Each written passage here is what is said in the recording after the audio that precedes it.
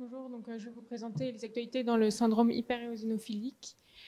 Je vais vous présenter, il y a eu deux présentations intéressantes à l'ASH cette année. Donc une première sur, il présente une nouvelle mutation responsable d'une hyperéosinophilie familiale, et puis une seconde sur l'utilisation en vraie vie du baralizumab.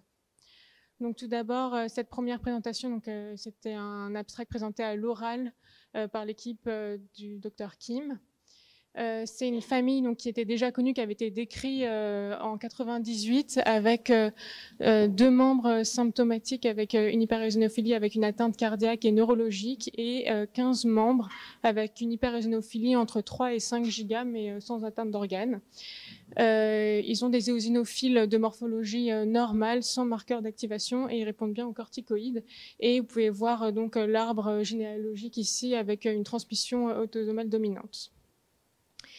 Et en fait, ce qui est intéressant dans cette famille, c'est qu'ils ont une expression inhabituelle de l'interleukine 5 avec, à chaque fois, les contrôles, c'est les membres de la famille qui n'ont pas la mutation.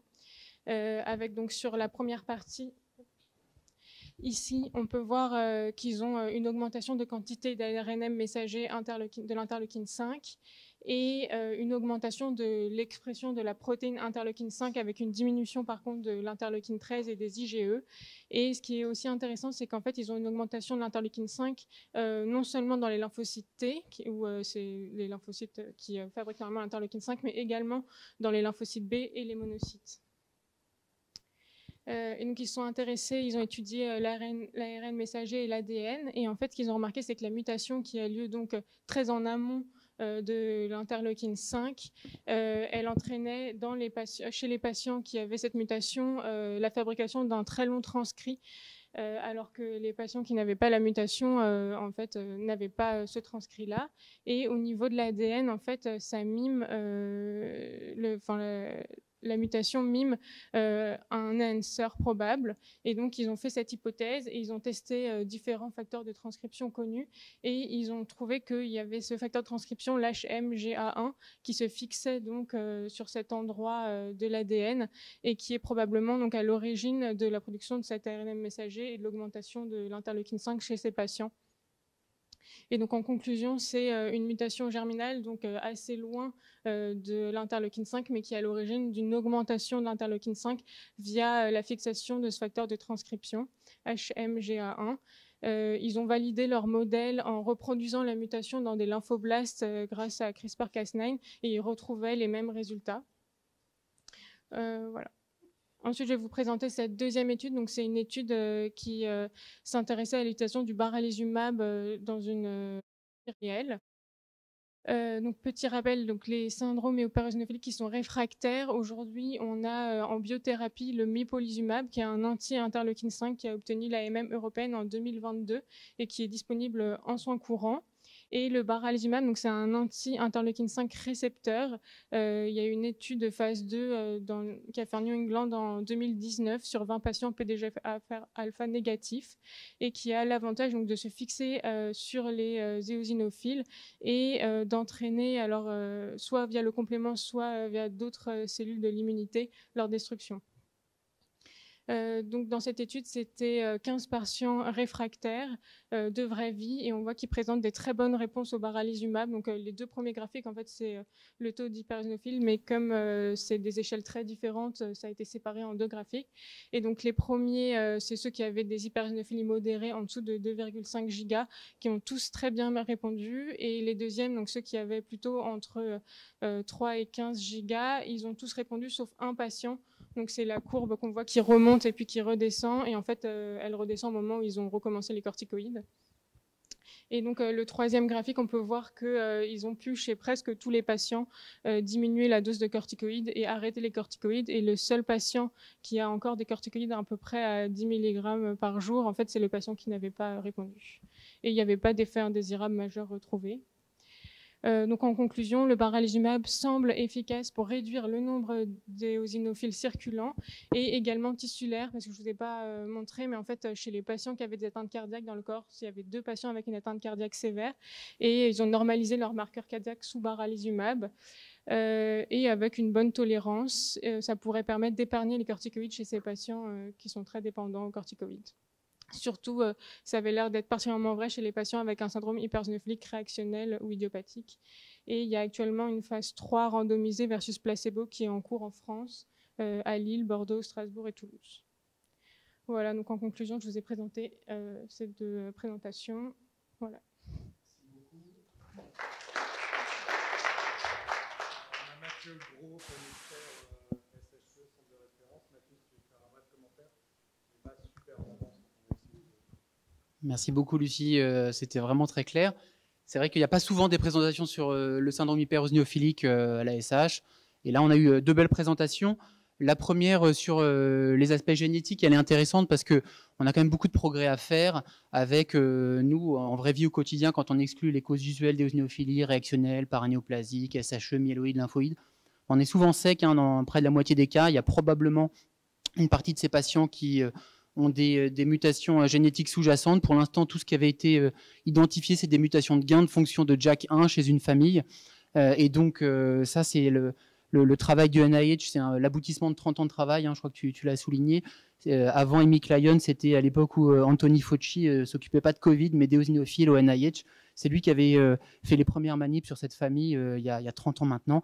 Et donc, on a maintenant l'explication de ce phénotype familial. Et je profite un peu de la tribune. Nous aussi, on s'intéresse aux prédispositions génétiques avec Jean-Emmanuel et Guillaume Lefebvre. Si vous avez des arbres généalogiques de familles convaincantes, n'hésitez pas à nous les signaler. Pour l'instant, on a plutôt des ambiances TH2 chez des familles avec un coup des patients asthmatiques, un coup des patients avec des œsophagies, des dermatites atopiques, mais des vrais syndromes hypereosinophiliques avec des atteintes cardiaques comme ça, on n'en a pas pour l'instant en France. Et puis au niveau thérapeutique, c'est une année riche pour nous dans les syndromes hypereosinophiliques avec l'arrivée du mépolizumab, hein, la première biothérapie qui change vraiment la donne pour les malades corticosensibles. Si on tire un peu le trait, vraiment pour les patients non myéloïdes, c'est une vraie révolution. Et puis la petite sœur, le benralizumab, il est très prometteur. Potentiellement, il est peut-être un petit peu plus efficace parce qu'il déplète complètement dans le sang et dans le tissu, mais on n'a aucune donnée publiée qui permette de l'asseoir. Il y a une phase 2, comme tu l'as bien dit, Lucie, qui est très prometteuse dans le New England. Le petit bémol peut-être sur les atteintes digestives, c'est le benralizumab, c'est en train d'être évalué dans pas mal de maladies eosinophiles. Il y a une phase 3 aussi de non-infériorité dans la GEPA.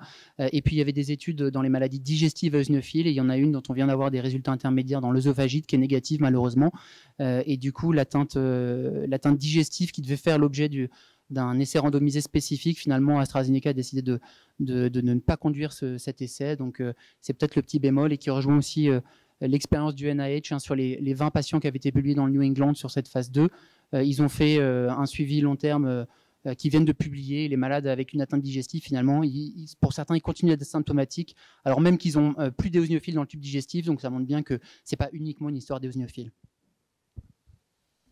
Merci beaucoup Mathieu. Donc on va enchaîner avec Lucie qui va maintenant nous parler d'anémie de Black-Van-Diamond.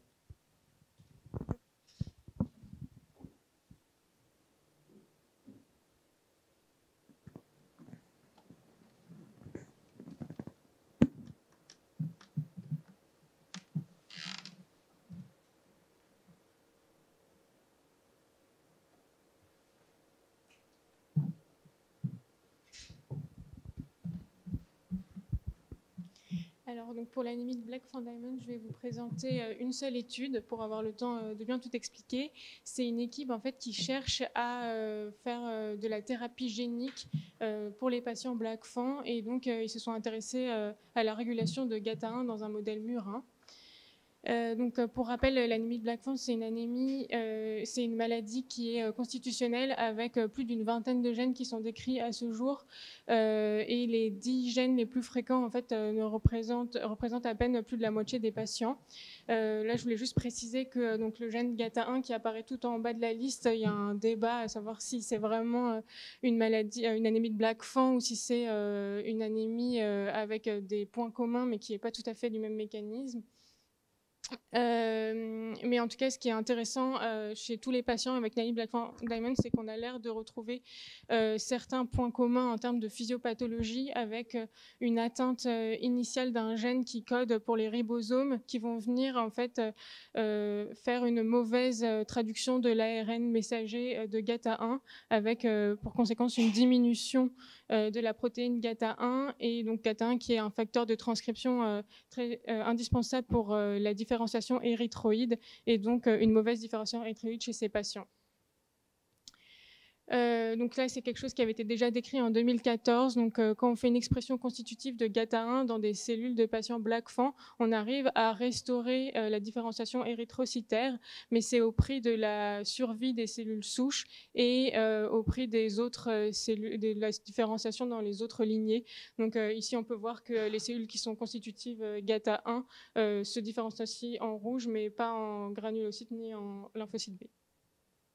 Et donc l'idée de cette équipe, c'est d'essayer de faire une expression ciblée de GATA1 uniquement dans les précurseurs érythroïdes.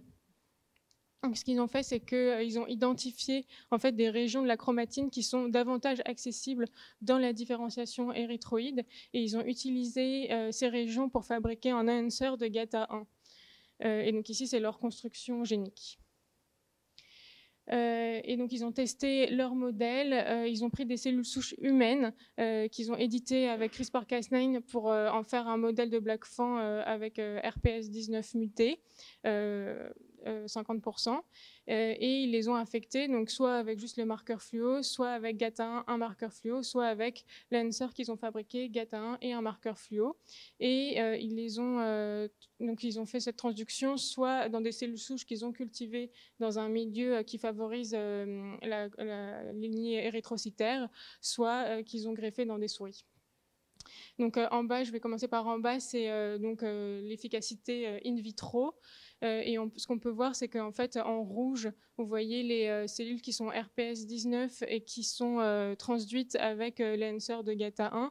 Et on arrive ça permet la survie en fait des cellules RPS19 qui normalement n'auraient pas été capables de faire la différenciation érythrocytaire. Et de la même façon, on voit en haut dans le modèle murin tout à droite que les cellules RPS19 mutées avec l'enhancer de GATA1 arrivent à survivre et à faire des globules rouges matures. Ils ont essayé également de prendre des cellules de vrais patients BLAC-FAN avec diverses mutations qu'ils ont prélevées, transduites avec la même construction génique et ils ont réussi et qu'ils ont greffé dans des souris et ils ont réussi à rétablir une différenciation érythroïde chez tous ces patients. Et en fait, quand on regarde toutes ces mutations, ça représenterait environ 60% des patients suivis pour un BLAC-FAN. Et donc en conclusion, c'est le développement d'une thérapie génique potentiellement active pour tous les patients suivis pour une anémie de BLAC-FAN, quel que soit le gène muté, en faisant une expression ciblée de GATA1 dans la lignée érythroïde pour corriger l'érythroblastopanie, mais sans altérer les autres lignées, avec une efficacité démontrée dans des modèles in vivo avec des cellules de patients. Donc très prometteur. Voilà. Merci Lucie. Donc Thierry Leblanc, notre super expert ABD, va s'empresser de faire un commentaire. Merci Lucie, c'était très clair parce que c'est quand même, il y avait beaucoup de travail biologique, hein, c'est compliqué à suivre. Alors effectivement, il y a 26 gènes BLAC-FAN. Il y a plusieurs équipes de thérapie génique qui travaillent actuellement sur RPS19 qui représentent 25% des patients. Et là, le challenge de cette équipe, c'est de dire qu'ils vont trouver un modèle qui concerne beaucoup plus de patients.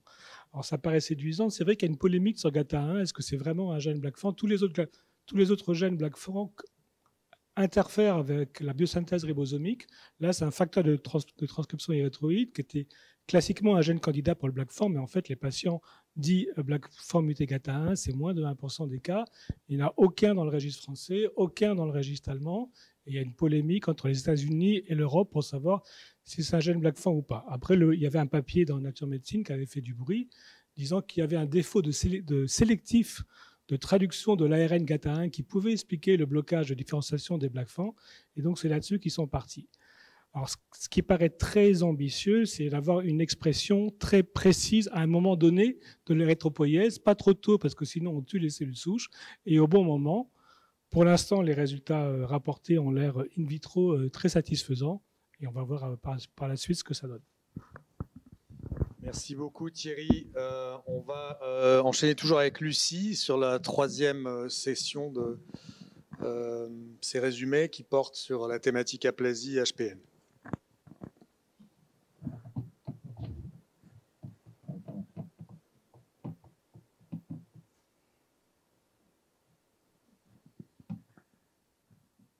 Encore une fois, pour ceux qui sont en visio, n'hésitez pas à poser des questions dans le chat prévu à cet effet.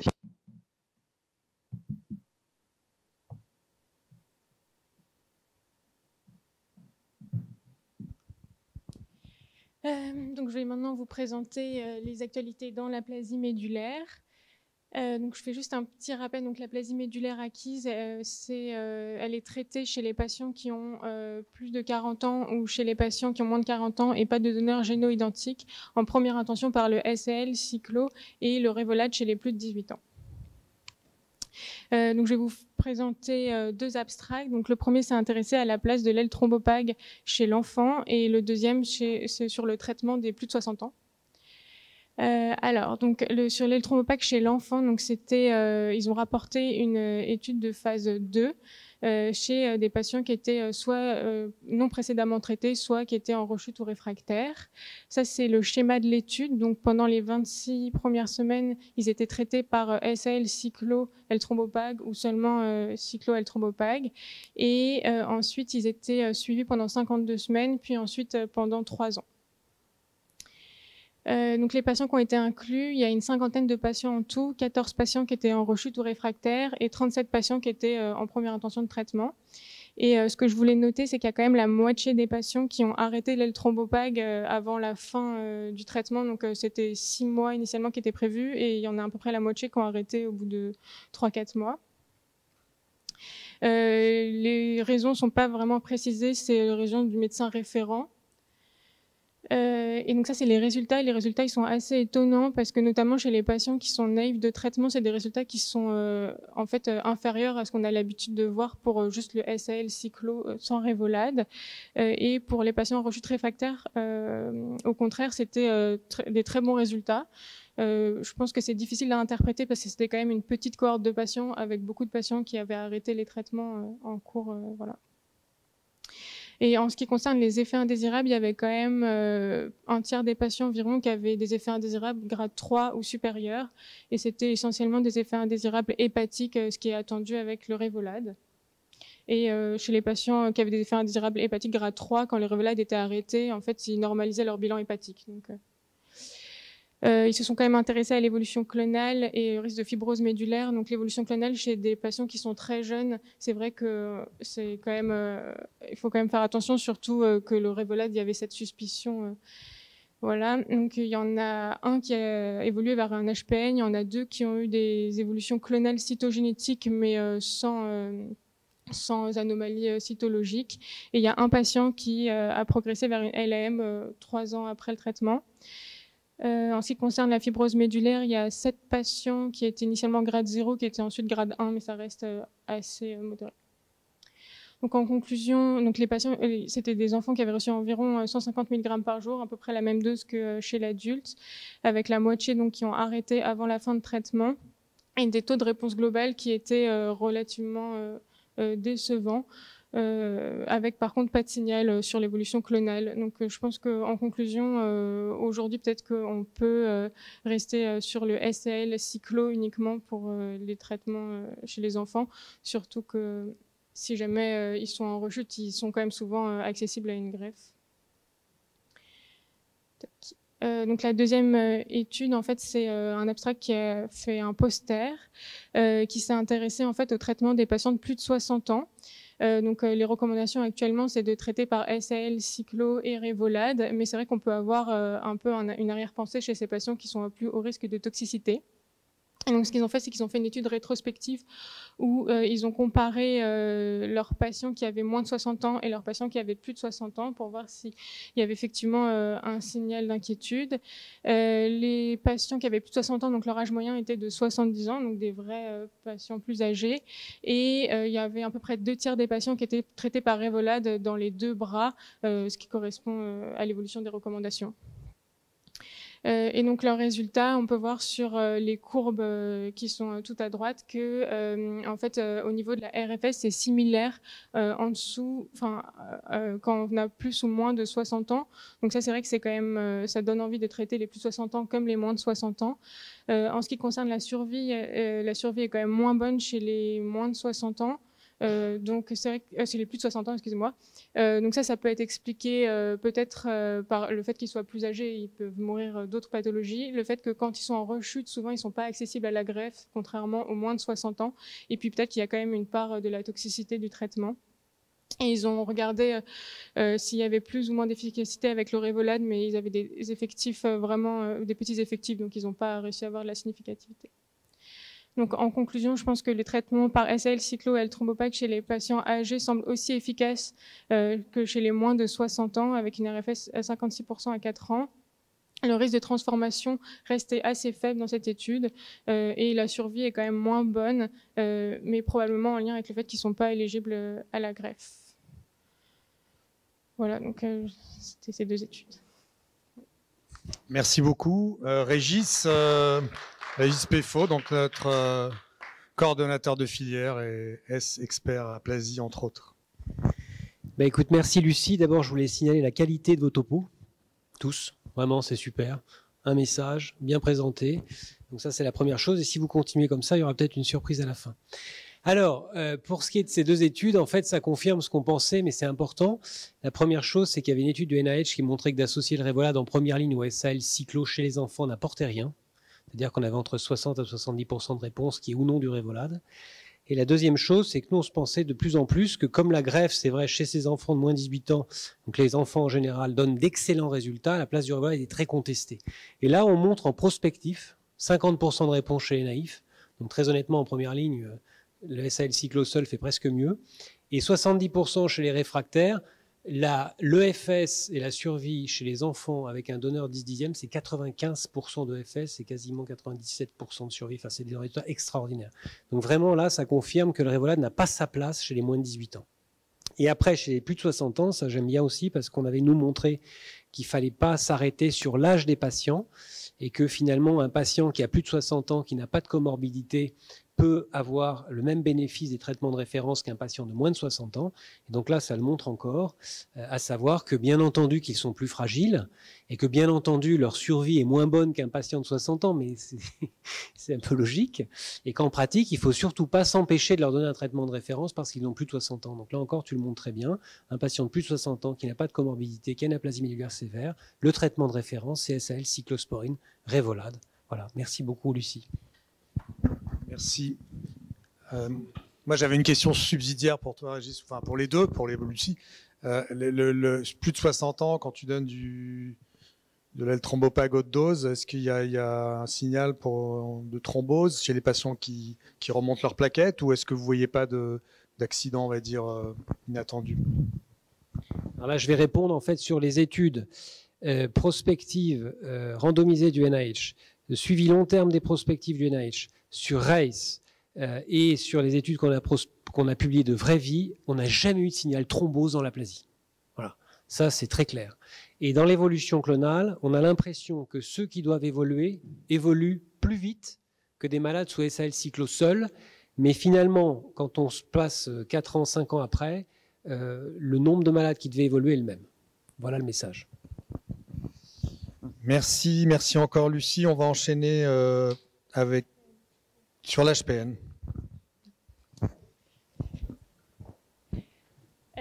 Donc, en ce qui concerne les actualités de l'ASH sur l'hémoglobinurie paroxystique nocturne, je vais vous présenter une seule étude. C'est l'étude qui a été présentée en late breaking abstract par Régis Peffo de Lato. C'est une phase 3 sur l'iptacopan dans l'HPN chez les patients qui conservent une anémie sous anti-C5. Donc, je fais juste un rappel. Donc, quand on traite les patients par anti-C5, en fait, on traite en aval de la voie alterne et donc il y a une accumulation de C3b à la surface des globules rouges, ce qui entraîne une hémolyse extravasculaire avec quand même 2/3 des patients qui conservent une anémie persistante avec une signification clinique. Et donc l'idée, c'est d'inhiber le complément en amont et comme ça d'éviter l'opsonisation des globules rouges. Donc c'est une étude qui était randomisée, iptacopan en monothérapie orale versus les anti-C5 qui sont en intraveineux chez des patients donc, qui gardaient une anémie significative, donc avec une hémoglobine inférieure à 10. Il y a 100 patients une centaine de patients qui sont inclus dans cette étude, avec 62 patients dans le bras iptacopan et 35 patients dans le bras anti-C5. En ce qui concerne les objectifs principaux, donc le premier objectif, c'était une amélioration de l'hémoglobine. Et on voit qu'il y a 82% des patients qui ont une augmentation d'hémoglobine de plus de 2 points sous iptacopan contre une hémoglobine stable. C'est ceux qui continuent l'anti-C5. Et il y a presque 70% des patients qui ont une hémoglobine à plus de 12. Donc, quand on a une hémoglobine à plus de 12, on a en général plus de symptômes cliniques. Contrairement aux patients anti-C5. Donc là, c'était les objectifs secondaires. Donc, dans le bras iptacopan, on avait une indépendance transfusionnelle chez la presque totalité des patients. Le taux d'hémoglobine, en fait, n'était pas seulement augmenté de 2, mais de 3,59 grammes en moyenne. Et le score de fatigue, donc plus il est augmenté, mieux c'est, gagné 8,59 points dans le bras iptacopan, avec donc le nombre de réticulocytes qui se normalisait avec l'amélioration de l'anémie.